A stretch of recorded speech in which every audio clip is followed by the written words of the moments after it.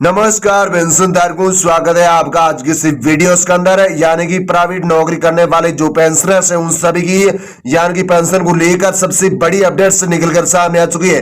तो पेंशन धारकों आपको बता दूं कि प्राइवेट नौकरी करने वाला भी पा सकता है पेंशन है। सरकार की इस पेंशन योजना का उठाए लाभ। जी दोस्तों, आप सभी लिए बेहद काम की खबर है निकलकर सामने आ चुकी। तो पेंशन धारकों से गुजारिश है वीडियो को पूरा जरूर देखिए, आप सभी के लिए बेहद काम आ सकती है खबर है। नई Delhi national pension scheme new pension system NPS details बुढ़ापे में नियमित आप सुनिश्चित कैसे होता कि नौकरी के बाद का जीवन की मतलब भी आराम से कट जाए। ये चिंता प्राइवेट नौकरी करने वाला लोग से लेकर बिजनेस करने वाले सभी को होती है। समाज में बूढ़े लोगों को जिम्मेदारी समाज के साथ साथ सरकार की होती है। सरकार ने इस चिंता का समाधान करने के लिए कई बार अनेक प्रयास किए हैं। इस उद्देश्य से भारत सरकार द्वारा सभी नागरिकों के लिए नई पेंशन प्रणाली या कहे तो नेशनल पेंशन योजना एनपीएस शुरू की गई। इस पेंशन फंड के नियामक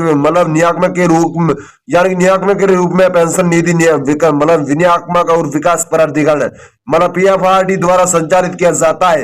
एक बार अभिदाताओं यानी पेंशन का लाभ लेने वाले व्यक्ति की आयु 60 वर्ष पूरी हो जाने के पश्चात वृद्धावस्था पेंशन के रूप में सुरक्षित करता है। इसके साथ ही बता दें कि पीएफआरडी पेंशन फंड नियामक और विकास प्राधिकरण की पेंशन प्रणाली के तहत एनपीएस यानी कि न्यू पेंशन स्कीम एनपीएस का संयोजित पेंशन योजना को 60 वर्ष की आयु वर्ग के सभी नागरिकों के लिए उपलब्ध है। यानी कि यूपीए सरकार द्वारा इस योजना को 1/5/2009 से लागू किया गया था।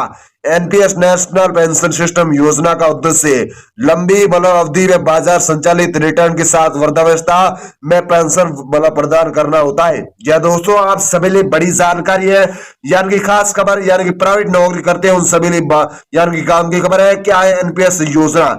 यानी कि एनपीएस योजना को बैंक की नामित शाखा है, यानी point of pressure service provider POP SPS point professional service यानी कि प्रोवाइडर के माध्यम से लागू किया जाता है। इन संस्थाओं पर आवेदन पत्र स्वीकार किए जाते हैं और स्थायी सेवावर्ती खाता संख्या पीएफआरएन बनाने के लिए सब्सक्राइब को central record keeping agency CRA यानी कि साथ पंजीकृत करवाते हैं। साथ ही भविष्य के सभी लेन देन के लिए पीएफआरएस प्राण का उल्लेख यानी कि किया जाता है। इसके साथ ही एनपीएस के खाते को खाते दो प्रकार के होते हैं। एनपीएस में दो तरह के खाते होते हैं, रिटर्न खाता वो खाता है जिसमें ग्राहक सेवावर्ती के लिए अपनी बचत को 60 वर्ष की आयु तक गैर निकासी योग्य खाते में योगदान करते हैं और अपने शेष जीवन के लिए पेंशन प्राप्त कर सकते हैं। जी हाँ दोस्तों, आप सभी लिए बड़ी जानकारी है। यहाँ पर ग्राहक 60 वर्ष की आयु प्राप्त करने के बाद योजना से बाहर निकल सकते हैं, यानी कि उसे संचित पेंशन धन का 40% और अनिवार्य रूप से यानी एन्युटी प्लान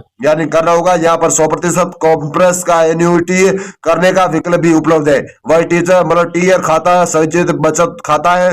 इसमें ग्राहक जब चाहे अपनी बचत निकालने के लिए स्वतंत्र होता है। रिटर्न खाता मौजूदा स्थायी सेवावर्ती खाता पीएफआरएस से धारकों के लिए उपलब्ध होता है। यहाँ पर टीयर के अतिरिक्त एवं उसके ऊपर निवेश के माध्यम से बचत की सुविधा मिलती है। जी दोस्तों, बड़ी जानकारी है। टीयर के संबंध में खाता खोलने की वार्षिक रखवाल के लिए कोई अतिरिक्त सीआरए शुल्क नहीं लगाया जाएगा। वही सीआरएस टीयर प्रत्यक्ष ट्रांजेक्शन के लिए अलग से चार्ज करेगा। तो टीयर निर्धारित ट्रांस के रूप में अनुरूप होगा। बता दें कि टीयर में निकासी की संख्या की कोई सीमा नहीं है। इसके अलावा टीयर अलग अलग नामांकन और पेंशन योजना प्रणय सुविधा यहाँ पर टीचर से टीयर में बचत के अंतराल विस्तार की सुविधा है। जो दोस्तों आप सभी लिए बड़ी जानकारी है। आप सभी पेंशन धारकों के लिए काम की खबर है। यानी टीयर के मामले में क्या हो सकता है? टीयर और टीयर दोनों के लिए समय आवेदन के मामले में खाता खोलने के समय न्यूनतम योगदान यानी कि 1500 होना जरूरी है। योजना का लाभ कैसे मिलता है? यानी कि प्रक्रिया रूप पूरी होने के बाद पेंशन योजना का लाभ लेने व्यक्ति को सीएआर से द्वारा स्थायी सेवावर्ती खाता संख्या यानी कि पीएफआरएन के बारे में सूचित किया जाता है। इसके बाद सीआरए से द्वारा प्राण प्रदान के बाद यानी कि ग्राहकों को पेंशन दी जाती है। धन्यवाद।